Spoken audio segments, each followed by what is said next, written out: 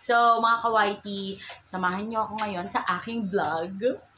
First time ko to na magpapakalbo. Ay, kalbo! Oh my God.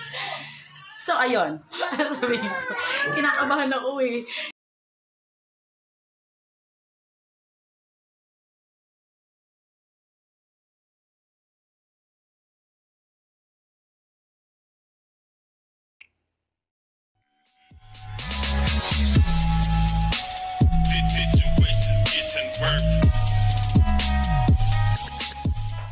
Hello mga ka-YT! Welcome to my vlog! And my today's video nga is... Yan, ayun nga mga ka-YT, I will let my jowa to cut my hair. But hindi siya simpleng gupit lang. Niya raw ako, ayusin mo lang ang pagkakalbo sa akin dahil kakalbuhin din kita. So, mga ka-YT, samahan niyo ako ngayon sa aking vlog. First time ko to na magpapakalbo. Ay, kalbo! Kung bago ka pa lang sa channel ko, huwag mong kalimutan mag-like, comment, and subscribe. At pakita na rin yung notification bell para mas updated ka sa mga vlog ko. Tapos ito na nga, mga ka-YT, magsimula na tayo. Panghinitay mo. Let's go! Ay, hindi pala. Ay, hindi pala. Are you ready? Let's go!